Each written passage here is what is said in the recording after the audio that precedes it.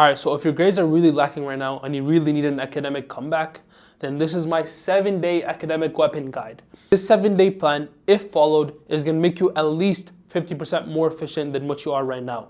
And so basically, let's just go through it. And so day one, what you want to do is just wake up early. And so you want to wake up early because we want to take this one step at a time. Even though 7 days is not that long of a time, by the end of the week, if you really follow every step and keep following the earlier steps, even when we get to like steps 5, 6, 7, then you're really going to see a difference in your life, not just your school, but your whole life in general. What I mean by waking up early is basically at least 2 hours before school starts, or at least 2 hours before you leave the house. And let's say your school starts at let's say your school starts at 9, and so you leave the house at 8:30 or something, right? You want to wake up at least at 6:30. Maybe you're currently right now, maybe you're waking up at that time, which is good. Maybe you want to do it even earlier. For example, I try to always get at least 2 hours, ideally like 3, even sometimes 4 hours depending on the day at university. Obviously, because my schedule isn't the same every single day, it's at least 2 hours before I actually leave the house. Not 2 hours before I actually start school. Ignore that. Just 2 hours before you actually leave the house. And so let's say, your school's at 9 and you leave at 8:30. Try to at least wake up at 6:30. That way you're giving yourself enough time to get some work done before. But I'm not telling you to necessarily get work done on this day, day one, unless you really have to, something is due. But even if you don't get work done, that's fine. At least you passed day one. Once you pass day one, what you want to do in day two, so now what you want to do in day two is fix your diet. And what I mean by this is whole foods. Not telling you to do some carnivore diet, some keto diet. I'm just telling you to eat whole foods. What this means is it's going to be not much of the sugars. What this means is like no soda. What this means is like literally whole foods.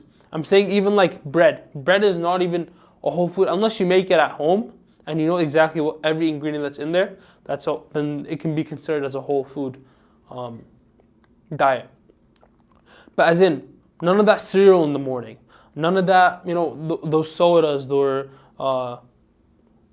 or those sweets or whatever else, or that chocolate, whatever else you eat at home. It's all ultra processed, and most of it ain't good for you. And it also really tempers with your cognition more than you think. If you think that diet is just for how you look and if you gain fat, lose fat, but it's also how you think and the work that you produce. And so if you want to become a more efficient student, you need to fix your diet. And so once you pass day two, what you want to do in day three is exercise, bro. And this is really weird because every other video that you watch on how to become a better student is, just study more, just study more. But if you're studying more with a doo-doo brain, it ain't going to help that much. We want to basically fix your body and fix your brain so that your capacity of learning is higher. And that's why on day three, you want to focus on exercising. For example, I do a bunch of resistance training. And so lifting weights. I also do a bunch of cardio. And depending on the season, it varies on how much I do of each. But I always try to incorporate both in my weekly training. And if it just means having a home workout, even if you start at 10 minutes a day, right? Counts as exercise, right? I want you to stick to a 10-minute minimum, right? And this is even a 10-minute walk counts, which is insane. 10 minutes minimum, right? And so if you want to do push-ups at home, pull-ups at home, you want to go to the gym, you want to hit an hour workout, perfect, even better, right? And so basically in day four, this is where the work actually starts. And so you want to do one deep work session. And this one, I'm saying at least 1 hour minimum. Right. And basically, deep work session means no distractions, as in your phone's not beside you. If you're working on your laptop, then keep every other tab closed.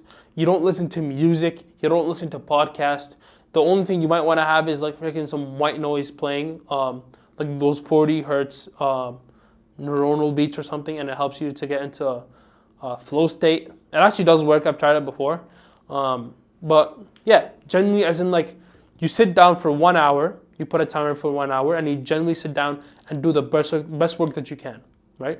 And you ideally want to do this when you wake up early. So let's say you wake up at 6:30, then you just go from 6:30 to 7:30, or from 7 to 8, and do your deep work session so that you're already done most of the work that you need to do for the day in the morning. And ideally, you want to do the most important work in the deep work session.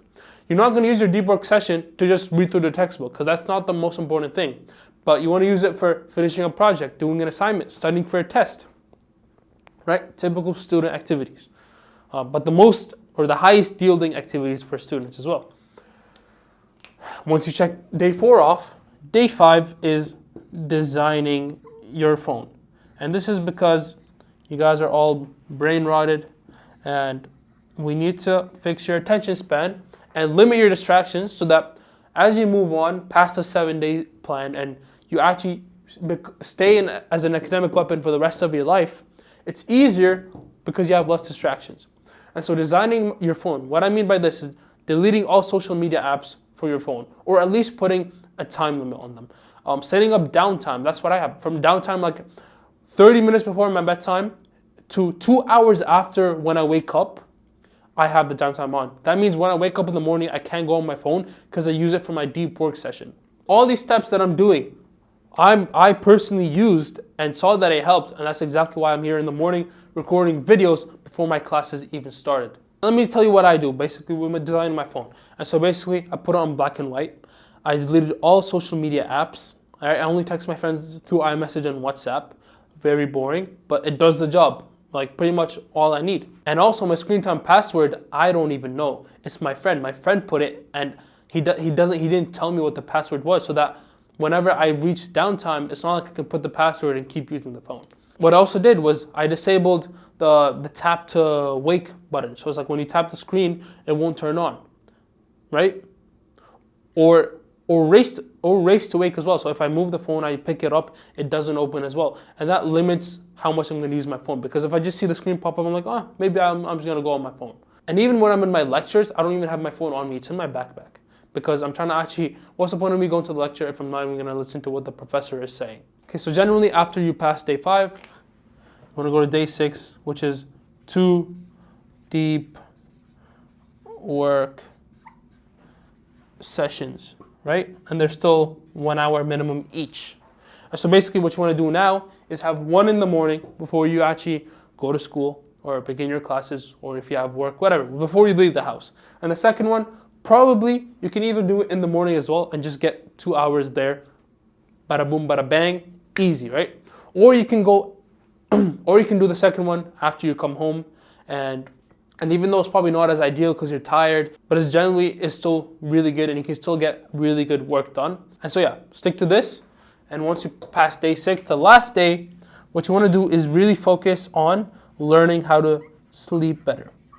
And what I mean by learning how to sleep better is because you need the knowledge in order to know how your body works, in order to actually sleep the best, recover the best. And that's also where you actually retain all the information.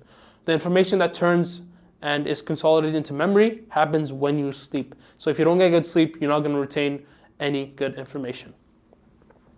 And so basically, what you need in order to sleep better is exhaust yourself. And that's exactly why I put all these before. I put 2 deep sessions, which is going to tire out your brain, give you fatigue. Also exercise, that's going to fatigue you as well and make you sleep easier. And that's why I put these before, so that step 7 is easier. Also, the better diet that you have, the better sleep you're going to get, and the better memory consolidation is going to be, because you're giving your body the fuel that it needs in order to work.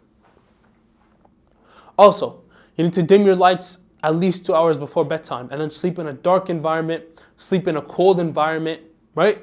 All these simple stuff that most of us maybe know, maybe don't know, but regardless, don't apply. But ever since I actually started to apply them, generally my sleep has changed and it's gone up in efficiency 50%, right? As in I wake up more recovered physically and mentally as well. As in, I'm ready to do work. I'm ready to go to the videos. I'm ready to go study. I'm ready to go work out. It doesn't mean that I wake up every single day always with the same amount of energy, but the baseline energy is definitely higher, as in from before when I did not prioritize my sleep. And so basically, this 7-day plan should guarantee that you become way closer to becoming an academic weapon than you are right now. I'll see you there.